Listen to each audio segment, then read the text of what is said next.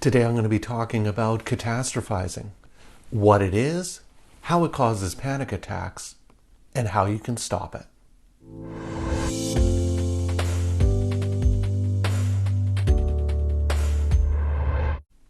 Hi everyone. In today's video I'm going to be talking about the concept of catastrophizing and how catastrophizing can cause a person to have a panic attack. But before I get into that, just a couple of disclaimers to go over. I'm a registered psychologist in the province of British Columbia, Canada, and this video is for informational purposes only. It is not intended as a substitute or replacement for advice from your doctor or mental health professional. Now, with those two things out of the way, let's start talking about catastrophizing. Now, catastrophizing is something that people do in a lot of conditions, in various anxiety conditions, in depression, those sorts of things. But in a panic attack, catastrophizing impacts in one area in particular, in that fear of fear model that I've talked about in a previous video. So the first thing to review is that panic attacks aren't caused by physical sensations of anxiety. So for example, it's not my heart that's racing that causes me to have a panic attack. It's the uh-oh thoughts or the way I interpret my heart racing that causes or leads to a panic attack. And so what we're focusing on here is really the uh-oh thought part of this model. And there's two main thinking traps or thinking errors that people often engage in that causes a panic attack. And one is catastrophizing, the other is overestimation of threat. And so today what we're going to be focusing on is catastrophizing, and I'll be talking about overestimation of threat in another video. So what is catastrophizing? You may have heard the term, you may have a sense of what it is, but what is it exactly? Well, at its core, catastrophizing, you can think of catastrophizing kind of like making a mountain out of a molehill, sort of seeing the possible outcome as catastrophic, worst case scenario, absolutely terrible. And so in a panic attack, catastrophizing thoughts tend to center more around social fears. So things like uh-oh thoughts like, what if I have a panic attack and other people notice? What if I have a panic attack and I start shaking so badly that people recognize it and I'll feel really embarrassed? What happens if I have a panic attack and I break down crying in this meeting? So the catastrophizing really tends to focus on these feared social outcomes. And they may be situations that you've actually had happen in the past. So oftentimes, or sometimes, these catastrophic thoughts are about fears of events that have actually happened. So I have had a panic attack in front of my friends, and they've noticed, and they've asked me if I was okay. And I felt really embarrassed or self-conscious about that. So that may have happened. So catastrophic thoughts can be about things that haven't happened, that you're afraid of happening, or they can be about things that have happened in the past that you're afraid of happening again.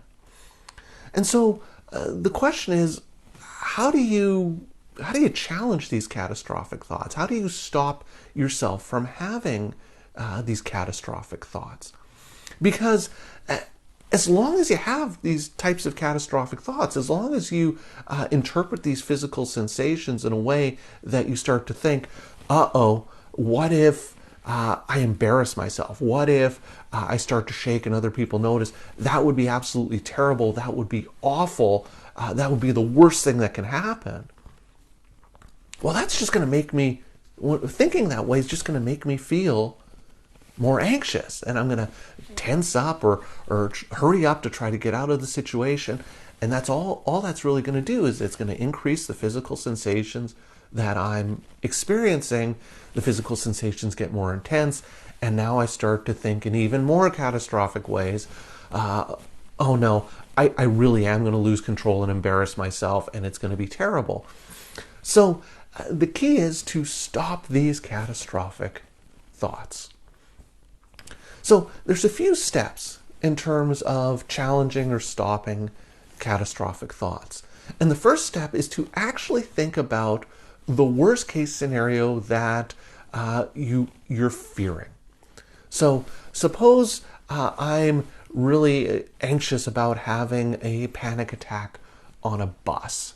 And so I'm thinking about being on a bus and I start to feel a panic attack coming on. What is it that I'm afraid of is going to happen? Well, I imagine the worst case scenario. So I'm afraid that I'm going to have a really bad panic attack. I'm going to start shaking. I may start crying.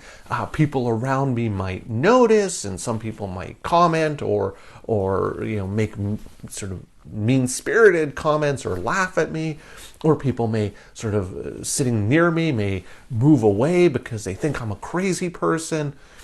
And so the idea is to really imagine that worst case scenario, but then to evaluate that worst case scenario and ask yourself 3 questions.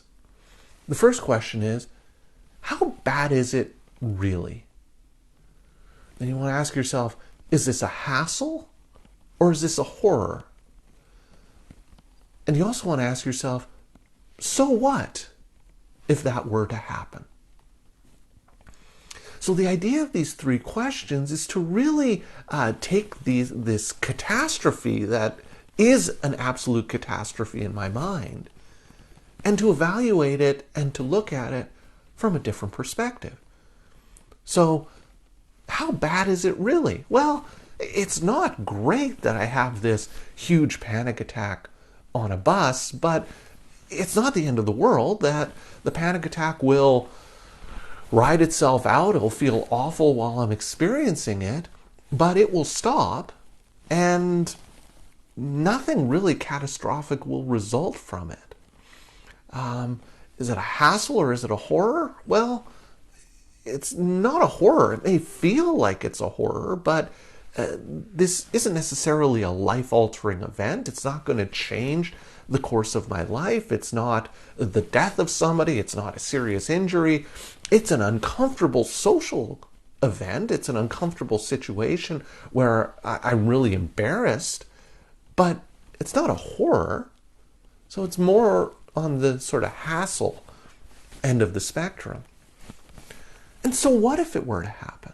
Yeah, so what? I have the mother of all panic attacks on the bus. I embarrass myself. People laugh at me. So what? So yeah, it's an embarrassing situation. It's an uncomfortable situation. But I'm probably not going to see any of these people ever again.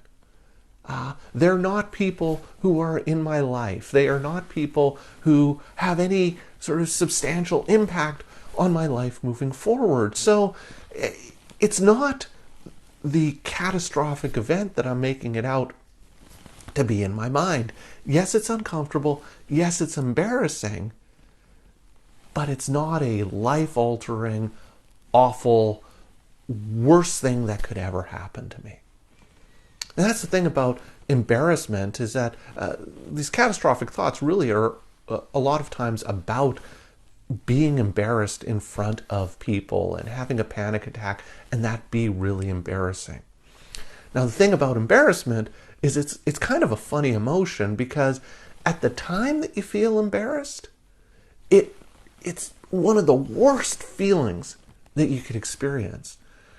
But sometimes embarrassing situations are those things that we look back on a few years later and kind of laugh about. Now, that's not necessarily the case in the example that I gave of me having a panic attack on a bus and people sort of noticing and laughing at me. I'm probably not going to laugh about that, 5 years from now. But there have been times, and you've probably had situations in your life where something embarrassing really happened. So I was at my high school graduation, and as I was walking up the stage to get my diploma, I slipped and fell. And at the time, I was mortified because everybody laughed, and I felt so embarrassed. But looking back on it, it's one of those things that I kind of laugh about and joke about with my friends about having happened. So embarrassment often sort of drives this catastrophizing because we see it would be absolutely awful. It would be the worst thing if I was embarrassed. Well, not necessarily, right? And so it really is about stepping back from these catastrophic thoughts and seeing those feared outcomes for what they are. They're hassles. It's not the end of the world, and it's not the worst thing that can happen to me. So you might be asking yourself the question, well, how do I use this? How do I use this to stop a panic attack? How do I use this to help me experience fewer panic attacks? Now, the idea with these cognitive strategies, these thinking strategies, is that they're really hard to do if you're in the middle of a panic attack. It's really hard to think clearly and to think rationally or logically in the midst of a panic attack. So the idea is you want to prepare these thought challenges. You want to prepare a script for what you're going to say to yourself in that feared situation to challenge these catastrophic thoughts. And you're going to want to do that ahead of time.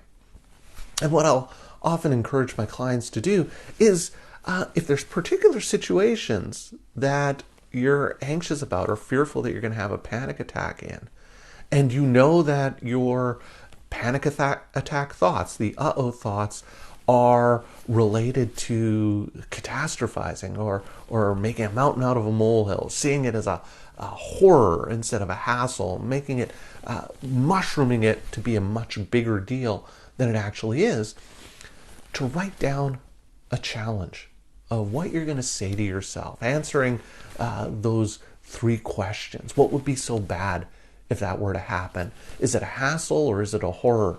And so what if it happens?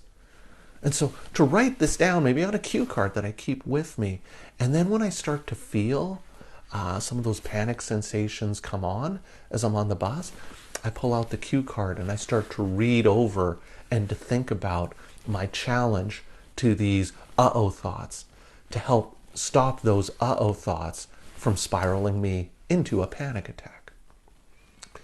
So that's catastrophizing. That's how it contributes to a panic attack, and that's one of the things that you can do to try and stop engaging in catastrophic thinking and thereby cutting off the fuel supply to a panic attack. So I hope that's informative and helpful for you. I'd love to hear your thoughts and ideas about this, so please leave me some comments in the comments section down below. If you're enjoying my videos and would like to see more, please hit that subscribe button and notification bell, and you'll be alerted every week when I post a new video. So that's it for today's video. Thank you for making it all the way to the end of this video, and I will see you in the next one.